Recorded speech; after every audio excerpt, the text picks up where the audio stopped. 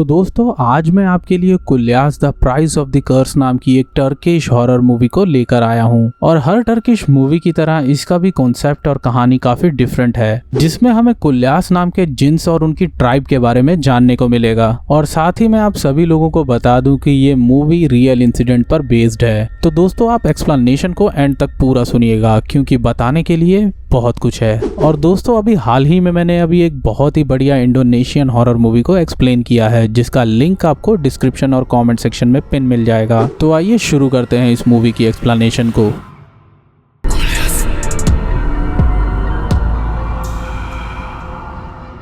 तो फिल्म की शुरुआत में हमें एक नोट के जरिए बताया जाता है कि कई सौ साल पहले इंसान और कुल्यास ट्राइब के डीमन साथ में रहा करते थे। फिर कुछ साल बाद अचानक से डीमन ने इंसानों को नुकसान पहुंचाना शुरू कर दिया और फिर कुल्यास डीमन को रोकने के लिए एक विच ने उस पर खास तरह का स्पेल कास्ट किया, जिसे उसने पत्थर और अंधेरे से बनाया था। और फिर उस स्पेल के प्रभाव से डीमन हमेशा के लिए कैद हो गया, जिन्हें सिर्फ उसी विच क्राफ्ट करने वाले के वंशज ही दोबारा आजाद कर सकते हैं। और फिर काफी समय तक वो डीमन कैद रहा। लेकिन यहाँ पर दोस्तों इंसान का लालच काफी बढ़ चुका था, इसीलिए वो कुल्यास जिन को काबू में करके उनकी शक्तियों को अपने फायदे के लिए इस्तेमाल करने लगे। पर यहाँ पर वो एक बात भूल गई कि कुल्यास इंसानों से काफी नफरत करते हैं और यही उनकी सबसे बड़ी गलती थी। अब मूवी के ओपनिंग सीन में हम एक छोटी बच्ची को देखते हैं, जिसके साथ उसकी आंट नरमिन भी थी, जो कि बच्ची के बाल बनाते हुए उससे कहती हैं कि तुम जब बड़ी हो जाओगी तो तुम्हें भी दुल्हन बनाया जाएगा। और तभी उस बच्ची की माँ आ जाती है, जिसे वो बच्ची अपनी आंट के आने के बारे में बताने के लिए उठती है। पर यहाँ पर नरमिन उसे रोक लेती है और कहती है कि वो अपनी माँ को उसके आने के बारे में ना बताए, क्योंकि वो उसकी माँ के सामने आकर अचानक से उसे सरप्राइज देना चाहती है। इसीलिए बच्ची अपनी माँ से कुछ भी नहीं बताती है। तभी उसकी माँ को एक फोन आता है, जिससे उसे पता चलता है कि अभी अभी नरमिन की मौत हो चुकी है। और इस खबर को सुनकर वो रोने लगती है। यहाँ पर बच्ची को समझ नहीं आता है कि अगर नरमिन मर चुकी है तो अभी कुछ देर पहले वो किसके साथ थी।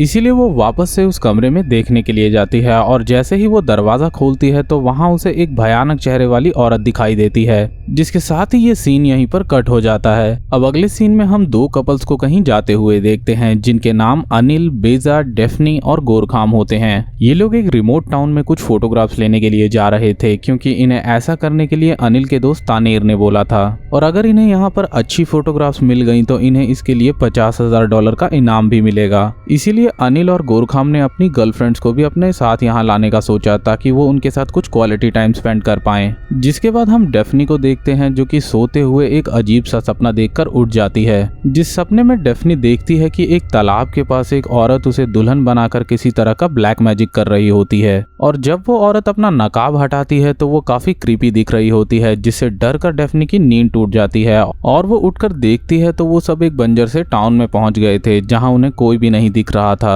और साथ ही इस अजीब टाउन का नाम क्रेजी ब्राइट टाउन था, जहां तानेर ने अली को एक होटल के होने के बारे में बताया था। पर यहाँ पर दोस्तों दूर दूर तक कोई नहीं था, इसीलिए ये लोग वहाँ पर रहने वालों से वहाँ का रास्ता पूछने की कोशिश करते हैं। जिस दौरान वो देखते हैं कि कोई भी उनकी बात का ठीक से जवाब नहीं दे रहा था और सभी लोग बस उन्हें घूरते ही जा रहे थे। तभी एक बूढ़ा ओझा आकर उनसे पूछता है कि क्या वो रास्ता भटक गए हैं। इस पर अनिल उनसे कहता है कि हम लोग यहाँ पर हिस्टोरिक प्लेसेस की फोटोग्राफ लेने आए हैं, पर हमें अपना होटल नहीं मिल रहा। इस पर ओझा इन्हें बताते हैं कि उसका नाम काम्बेर है और साथ ही यहाँ पर कोई भी होटल नहीं है। इसके बाद वो इन्हें बताते हैं कि यहाँ पर सिर्फ एक गेस्ट हाउस है, जहाँ पर सभी टूरिस्ट वगैरह ठहरते हैं। अब काम्बेर इन लोगों से कहता है कि वो आज की रात उसके घर पर बिताएंगे, जिसके बाद वो अगले दिन उस गेस्ट हाउस की सफाई करवा देगा, जिसके बाद वो लोग वहाँ पर ठहर सकते हैं। साथ ही वो इन्हें ये भी बताते हैं कि मैं तुम्हें इस गाँव में मौजूद एक अजीब जगह के बारे में बताऊंगा। अब काम्बेर की इस बात को सुनकर चारों उनके घर में रुकने के लिए राजी हो जाते हैं। अब काम्बेर के घर पहुंचकर ये सभी उसके बच्चे इस्माइल को देखते हैं, जो कि एक अजीब सी क्रीपी पोएम गा रहा था। साथ ही काम्बेर की पत्नी हासिर इन लोगों के लिए चाय लेकर आती है, जिसे देखकर डेफनी बुरी तरह से डर जाती है, क्योंकि उसने कार में सोते वक्त जिस क्रीपी औरत को देखा था वो कोई और नहीं हासिर ही थी।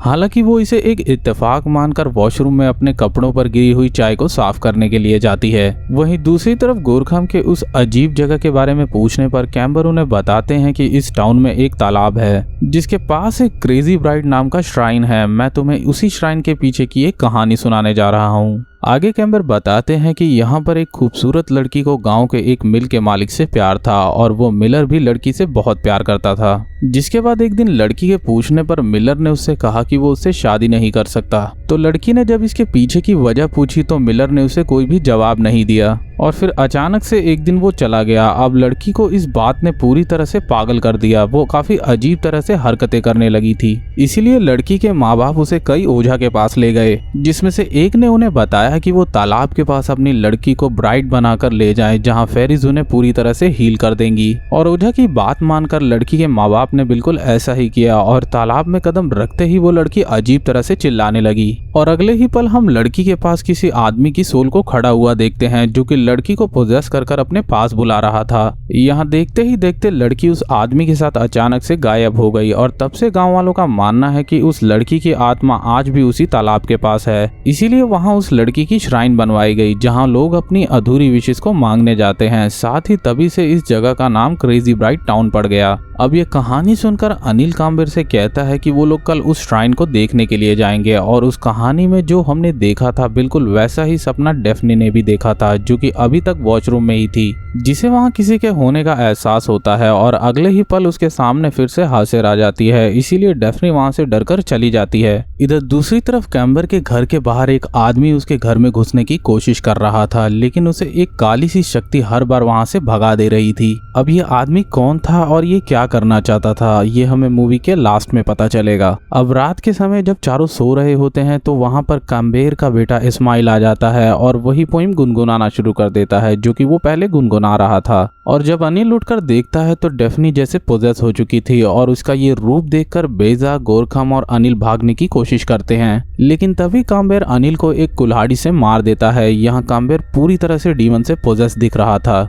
अब बेजा और गोरखाम वहाँ से निकलने की कोशिश करते हैं, पर वहाँ सभी गांव वाले डीमन बन चुके थे, जो कि इन्हें हर तरफ से घेर लेते हैं। और इतने में ही चारों की नींद टूट जाती है। मतलब ये जो भी हुआ था ये सब चारों का सपना था। और अजीब बात यहाँ पर ये थी कि ये सभी एक ही सपना देख रहे थे। हालांकि अब सुबह हो चुकी थी और इस बात को ये लोग नजरअंदाज कर देते हैं। जिसके बाद हम बेजा और गोरखाम की बातों से जान पाते हैं कि दोनों अपने अपने पार्टनर को चीट कर रहे हैं। मतलब कि असल में बेजा और गोरखाम एक दूसरे से प्यार करते हैं, जो बात ये अनिल और डेफनी से छुपा रहे थे। इसी बीच अनिल काम्बेर से कहते हैं कि वो उन्हें इस श्राइन और तालाब को दिखाने कब ले जाएंगे, जिस पर काम्बेर उससे कहते हैं कि आज उन्हें उठने में देर हो गई है, इसीलिए वो आज उन्हें मिल दिखाने के लिए लेके जाएंगे, क्योंकि वो तालाब यहाँ से काफी दूर है। अब ये लोग साथ में मिल देखने के लिए जाते हैं, जहाँ पर एक आदमी बैठा हुआ होता है और ये चारों मिल के अंदर फोटो खींचने के लिए जाते हैं। लेकिन वहाँ पर कुछ भी नहीं होता, बल्कि चारों तरफ सिर्फ फ्लोर ही भरा हुआ था। जिस बात को ये लोग आकर काम्बेर को बताते हैं तो काम्बेर इन्हें बताते हैं कि ये जगह पहले एक मिल हुआ करती थी, लेकिन इस मिल के वंशज ने डीमन से एक डील की थी, जिसके मुताबिक डीमन हर साल एक आदमी की जान लेगा और इसके बदले इन्हें कभी भी अनाज की कमी नहीं होगी। लेकिन काम्बेर की इस बात को ये लोग सिर्फ एक कहानी समझते हैं। हालांकि यहाँ हम एक आदमी को इन लोगों का पीछा करते हुए देखते हैं, जो कि शुरुआत से ही हर जगह इनका पीछा कर रहा था। जिसके बाद काम्बेर सबको गेस्ट हाउस लेकर जाते हैं और उन्हें वहाँ पर छोड़कर वो वहाँ से चले जाते हैं। जिसके बाद हमें रात का समय दिखाया जाता है, जहाँ गेस्ट हाउस की लाइट खराब होने की वजह से सब तरफ अंधेरा होता है, जिससे खास करके बेजा काफी ज्यादा परेशान थी। और ये लोग फैसला करते हैं कि कल ये लोग सुबह तालाब और श्राइन की फोटोज लेने के बाद यहाँ से चले जाएंगे।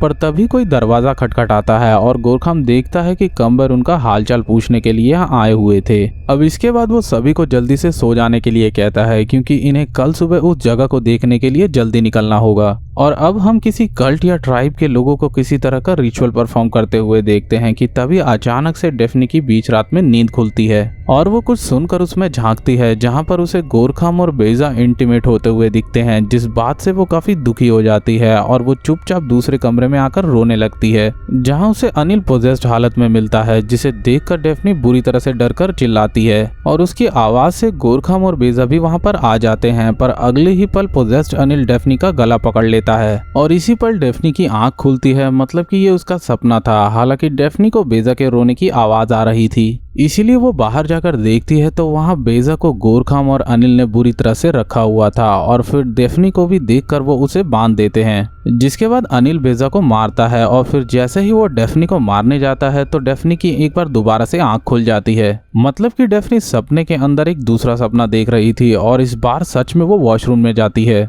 जहां उसके पीछे हम अचानक से उसी आदमी को देखते हैं जो हर जगह उनका पीछा कर रहा था। और फिर देखते ही देखते वो आदमी डेफनी को किस करने लगता है, जिसके साथ ये सीन यहीं पर कट हो जाता है। अब अगले सीन में हमें सुबह का समय दिखाया जाता है और इन्हें लेने के लिए कम्बेर भी वहां पहुंच चुके थे और फिर सभी लोग कम्बेर के साथ उस जगह को देखने के लिए निकलते हैं। हालांकि यहाँ पर अजीब बात ये होती है कि कम्बेर डेफनी को पता नहीं क्यों ब्राइट कहकर बुलाता है, जो बात उसे काफी अजीब लगती है और फिर ये लोग वहां पर पहुंच जाते हैं। कम्बेर इन्हें क्रेजी ब्राइट श्राइन के साथ साथ उस तालाब को भी दिखाता है जिसमें वो ब्राइट गायब हुई थी। इधर दूसरी तरफ डेफनी तबीयत खराब होने का बहाना बनाकर इनके साथ नहीं गई थी, जिसे अपने आसपास किसी के मौजूद होने का एहसास होता है। इधर कम्बेर बाकी सबको बताते हैं कि कैसे मिलर ने एक ओझा की मदद से विचक्राफ्ट के जरिए कोल्यास ट्राइब के जिन के पावर को इस्तेमाल करने की सोची, जहां पर वो जिन से एक डील कर दौलत और अनाज वगैरह हमेशा के लिए पाना चाहता था ताकि उसके आने वाले वंशज आराम से रह सकें।